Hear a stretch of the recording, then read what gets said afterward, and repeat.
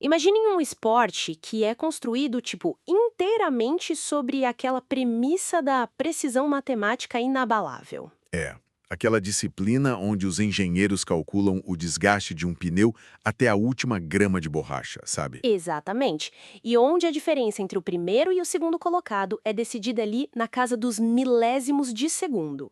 Na teoria, a Fórmula 1 é um ambiente super estéril. O planejamento impecável impera e o caos simplesmente não tem permissão para entrar no asfalto. Mas a grande questão é, e quando a natureza decide rasgar esse roteiro milimétrico na frente de todo mundo? Nossa, é aí que a coisa fica boa.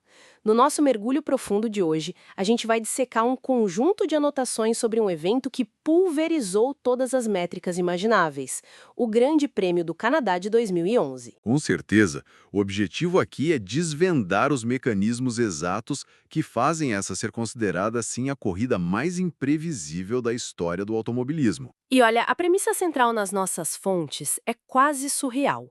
Uma prova de F1 que se arrastou por mais de 4 horas debaixo de um temporal quase apocalíptico, Uma loucura. com reviravoltas que sinceramente desafiam a estatística básica.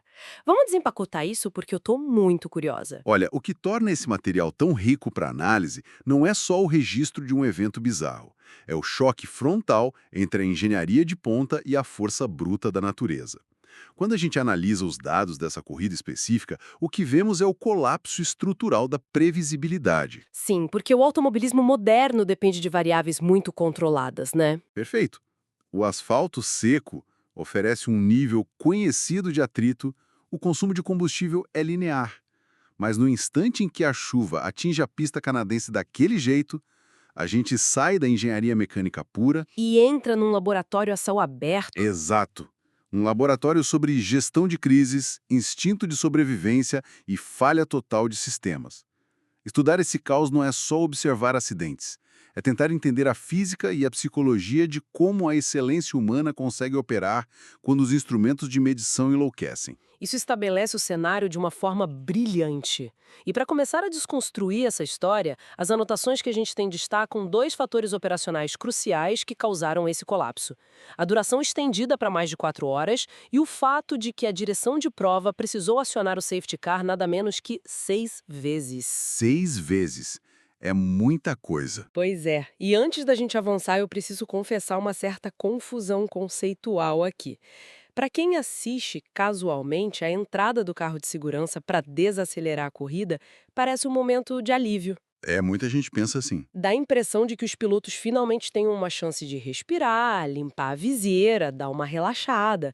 Mas os textos originais tratam essas 6 intervenções como o grande pesadelo tático e psicológico da prova. Qual é a mecânica por trás disso? Por que interromper a ação é tão destrutivo? Essa impressão de alívio é um engano bem comum, viu? A realidade física de um carro de Fórmula 1 conta uma história radicalmente diferente. Esses carros simplesmente não foram projetados para andar devagar. Sério? Sim, para que um pneu de Fórmula 1 gere o que a gente chama de aderência mecânica, ou seja, para que ele realmente grude no asfalto em vez de deslizar, a borracha precisa operar numa janela de temperatura extrema, frequentemente acima dos 100 graus Celsius. Caramba, é muito quente. É fritando. E quando o safety car entra na pista, o pelotão inteiro é forçado a reduzir drasticamente a velocidade por várias voltas.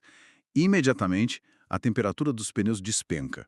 A borracha esfria, endurece e perde as propriedades adesivas. E os freios de carbono também perdem o calor necessário para funcionar. Peraí, então no momento em que a corrida recomeça e eles precisam acelerar de volta a 300 quilômetros por hora, É como se eles estivessem calçados com blocos de madeira e freando no gelo. nossa senhora, isso é aterrorizante. É uma analogia excelente. Mecanicamente, é exatamente isso. Ao longo de 4 horas de chuva torrencial, recomeçar a corrida 6 vezes significa forçar o piloto a navegar nessa transição perigosa entre pneu frio e pista escorregadia repetidas vezes. Mas tem um segundo fator, talvez ainda mais cruel, que é a destruição da estratégia. Ah, o famoso xadrez das corridas. Exato. Na dinâmica normal das corridas, as equipes usam táticas bem sofisticadas, como o famoso undercut. Só para garantir que a nossa audiência acompanhe a terminologia, o undercut é basicamente aquela manobra onde o piloto vai para o paddock trocar os pneus um pouco antes do adversário direto, certo? Isso. A ideia é usar a velocidade extra do pneu novo na pista livre para ultrapassar o rival matematicamente quando for a vez dele de parar. Perfeita definição. É uma estratégia toda baseada na acumulação constante e previsível de vantagens de tempo. O líder da corrida constrói uma margem de 10, 12 segundos, assumindo riscos absurdos em cada curva para proteger essa vantagem. Tudo isso para fazer o undercut funcionar, ou para se defender de um. E aí entra o safety car e acaba com a festa. Exatamente. Imagina o impacto disso. Quando ele entra na pista, ele obriga o líder a diminuir o ritmo e permite que todo o resto do pelotão encoste na traseira dele. Aquela vantagem de 10 segundos, suada, desaparece num estalar de dedos. O famoso efeito elástico. Exato. O safety car atua como um elástico que foi esticado ao máximo e, de repente, é solto, aglomerando toda a energia cinética num espaço minúsculo. 6 intervenções significam 6 anulações completas de qualquer mérito ou vantagem do líder. É a erradicação da lógica estratégica. Isso muda completamente a perspectiva. Não é um descanso de jeito nenhum. É uma punição mecânica e tática. É como se um roteirista sádico estivesse apagando o progresso do jogo a cada meia hora e forçando os líderes a voltarem para a fase 1. É bem por aí. E isso nos leva a um ponto fascinante do material que a gente está dissecando. No meio de toda essa carnificina tática, nossas fontes destacam um protagonista que se encontra na pior situação concebível. O piloto inglês Jenson Button, correndo no limite pela McLaren. O cara foi do céu ao inverno. Demais. Os dados mostram que, depois de se envolver em incidentes iniciais e sofrer punições, ele despencou literalmente para o fundo do pelotão. O último lugar absoluto, o fundo do poço. E eu quero pausar aqui para a gente analisar a realidade física dessa informação. Vamos lá. Estar no último lugar, com 20 e tantos carros na frente, sob uma chuva pesada, envolve enfrentar o infame spray de água, né? Olha, o spray é um dos fenômenos mais aterrorizantes do automobilismo em pista molhada. Um pneu de chuva da F1 é desenhado para atuar como uma bomba de sucção. Ele chega a dispersar dezenas de litros de água por segundo para evitar a aquaplanagem. Que é quando o carro perde o contato com o asfalto e vira um barco. Exatamente, ele desliza na água. O problema é que toda essa água sugada é arremessada diretamente para trás, na forma de uma névoa densa e impenetrável. Quem dirige na estrada sabe o desconforto que é ficar atrás de um caminhão na chuva, né? É horrível, não dá pra ver nada. Agora, na Fórmula 1, multiplica isso por 10. Adiciona a velocidade de quase 300 km por hora e a viseira de um capacete que já está embaçando com a respiração ofegante do piloto. Basicamente, é correr de olhos vendados. Se a gente juntar essa falta de visibilidade, o frio e o fato da corrida já estar se arrastando há horas por conta das bandeiras vermelhas e do safety car, a questão que salta aos olhos é a lógica da sobrevivência mesmo. Sim, desgaste é absurdo. Fica 4 horas tomando chuva no último lugar levanta uma dúvida mecânica séria. Não faria mais sentido racional do ponto de vista da equipe simplesmente recolher o carro para os boxes e poupar o motor e a caixa de câmbio para a próxima etapa do campeonato? A desistência parece ser a decisão mais fria e calculada possível. Se a gente aplicar a lógica matemática convencional do esporte, a resposta seria um sonoro sim. Numa corrida seca, sem interrupções, cair para a última posição frequentemente resulta no abandono da prova. A distância para os líderes vira um abismo irrecuperável, então poupar equipamento é a norma. Faz todo sentido financeiro e tático. Mas a decisão da McLaren de manter o carro na pista sob aquelas condições nos revela um princípio muito contraintuitivo sobre ambientes de altíssima volatilidade. Agora há pouco a gente discutiu como o safety car destrói a vantagem do líder agrupando o pelotão, certo? O reverso dessa moeda é igualmente poderoso. Peraí, o elástico que puxa o líder para trás também arrasta o último colocado de volta para a briga? É a grande ironia do caos. O ambiente altamente volátil com a chuva e as 6 interrupções que estavam destruindo o planejamento dos líderes se tornou a única boia de salvação do Jenson Button. Que virada de chave mental! Num sistema estável, o fundo do poço é o fim da linha, mas num sistema em colapso total, o fundo do poço é temporário, porque as estruturas de liderança estão desmoronando a cada reinício. A equipe percebeu que as frequentes paralisações zeravam a desvantagem matemática dele. Então a meta mudou completamente. Exato. O imperativo deixou de ser a velocidade pura para se tornar uma questão de pura resistência. A lógica não era, tipo, vamos ultrapassar todo mundo rápido. Era, vamos sobreviver aos recomeços, até que o pelotão da frente comece a cometer erros devido à exaustão térmica e mental. Nossa, isso explode a cabeça. O caos forneceu a escada. O universo da corrida basicamente disse, tipo, a punição é o último lugar. Mas como o tabuleiro vira de cabeça para baixo a cada meia hora, a chance de colar no líder se renova constantemente, desde que a resistência física não quebre. É a tempestade perfeita trabalhando a favor de quem não tinha mais nada a perder. E falar de resistência nos leva ao clímax que essas notas detalham com tanta empolgação. Depois de navegar por toda a frota de trás para frente e encontrar linhas de aderência onde ninguém mais estava buscando e sobreviver a todos os recomeços com pneus frios, a gente chega na última volta. A volta do tudo ou nada. Jenson Button emerge do dilúvio e está em segundo lugar, caçando o líder que era ninguém menos que o Sebastian Vettel. A corrida foi decidida literalmente nos quilômetros finais. Qual é a anatomia de um desfecho como esse depois de 4 horas de tortura sensorial? Para entender o peso monumental dessa última volta, a gente tem que olhar para a fisiologia e a psicologia do desgaste.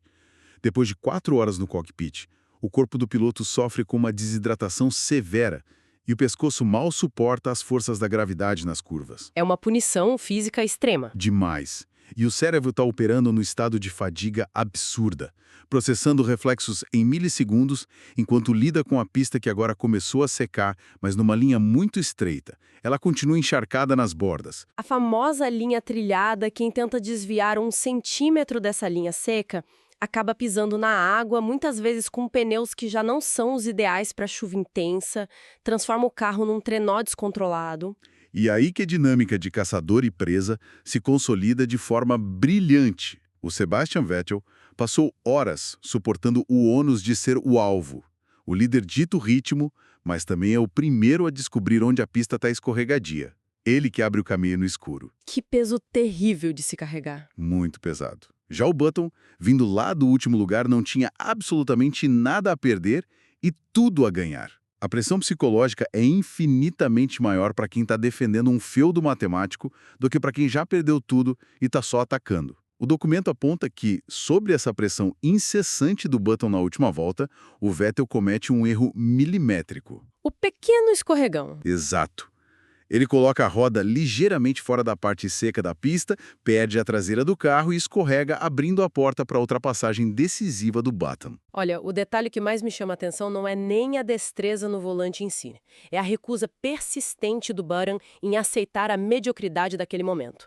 Depois de horas lutando no último lugar e depois alcançando o segundo, um segundo lugar já seria considerado um milagre estatístico gigante. Nossa, qualquer estatístico ou engenheiro no paddock assinaria embaixo para garantir o segundo lugar e os pontos valiosos. Com certeza.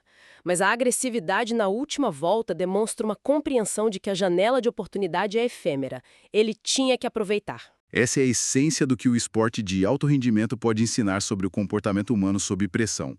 Uma recuperação dessa magnitude não se constrói com uma única manobra brilhante de filme de ação, sabe? São várias pequenas vitórias, né? Exato. Ela é forjada através de dezenas de microdecisões e da rejeição contínua de aceitar o estado atual como definitivo. A ultrapassagem na última volta não foi só uma manobra física, foi a materialização de alguém que conseguiu blindar a mente contra o desespero que as 4 horas de prova tentaram impor. É de arrepiar. O Vettel piscou, não porque faltou habilidade motora para ele, afinal ele é um baita campeão, mas porque a carga mental de não poder errar durante 4 horas finalmente encontrou uma brecha mecânica no asfalto úmido. E essa conexão com o asfalto úmido e as decisões sobre fadiga, eu acho que sintetiza a grande lição que a gente pode retirar de todas essas anotações e fontes. O Grande Prêmio do Canadá de 2011, com essa duração absurda e toda a intervenção contínua da direção de prova, não é só um registro histórico bizarro para quem curte Fórmula 1. Não, vai muito além do esporte. E o estudo de caso perfeito e provando que o caos é o catalisador do extraordinário. Sem as interrupções constantes que neutralizavam o líder toda hora, o último colocado jamais teria a oportunidade estatística de encostar de novo. A tempestade foi, ao mesmo tempo, a barreira e a ponte para a vitória. E se a gente extrapolar a mecânica do safety car e da chuva torrencial para cenários mais amplos da vida, os paralelos ficam muito evidentes. No dia a dia mesmo. Sim, no ambiente corporativo, na construção de grandes projetos de longo prazo, ou até na gestão de crises da nossa própria vida. Muitas vezes, o cenário se parece com uma pista encharcada. Planos de longo prazo são destruídos por mudanças abruptas no mercado ou contratempos imprevisíveis. Que funcionam exatamente com aqueles carros de segurança interrompendo o fluxo, né? O progresso é zerado e a vantagem competitiva some de repente. A sensação é de ter caído subitamente para o último lugar do pelotão, cercado por uma neblina que não deixa ver os próximos metros. A tendência natural quando o ritmo sofre esse reset forçado, seja nos negócios ou num projeto pessoal, é paralisar e lamentar a perda. Bate aquela sensação de que todo o esforço anterior foi anulado. Sim, dá vontade de encostar o carro nos boxes e desistir. Mas a análise técnica do Jenson Button mostra que enquanto o ambiente externo estiver turbulento, toda posição de desvantagem pode ser apenas momentânea. O caos cria a oportunidade exata da recuperação, porque a volatilidade impede que o jogo termine cedo e que os líderes se isolem. Ou seja, o erro fatal no meio da tempestade seria acreditar que o ponto mais baixo da jornada determina o local definitivo de chegada. O fundo do poço, quando o ecossistema está em colapso, é só a posição de onde o próximo ataque precisa ser planejado, não o lugar para desistir. Perfeito. O motor precisa continuar funcionando. E a resistência a essa dor prolongada é o que prepara o terreno para aproveitar o erro inevitável que a exaustão vai provocar em quem está na frente. Nossa, ao mergulhar fundo nos mecanismos e na psicologia por trás dessa história toda, eu percebo que o automobilismo deixou de ser só sobre carros girando ao redor de um circuito e passou a ser uma aula magistral de adaptação extrema. E enquanto a gente encerra essa nossa análise e fecha esse fascinante dossiê de hoje, eu quero propor uma reflexão final. Manda ver. Algo que quem está acompanhando a gente pode levar e desdobrar ao longo da semana, analisando as engrenagens desse evento completamente insano. Se um projeto, um objetivo ou uma corrida de 4 horas é paralisada diversas vezes por forças externas fora de controle e quem cruza a linha de chegada em primeiro é aquele que largou da pior situação imaginável, no final das contas o troféu celebra quem executa a técnica de forma mais brilhante ou será que ele coroa simplesmente a mente que encontrou a maneira mais engenhosa de usar o caos como a sua maior ferramenta de ascensão?